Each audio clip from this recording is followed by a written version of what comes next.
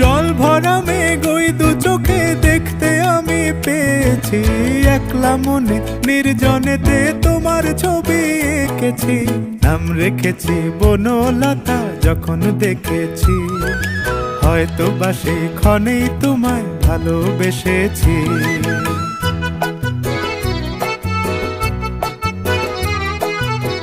বনলতা কথা হয়ো না গো কুণ্ঠিতা, বনলতা কথা হয়ো না গো কুণ্ঠিতা।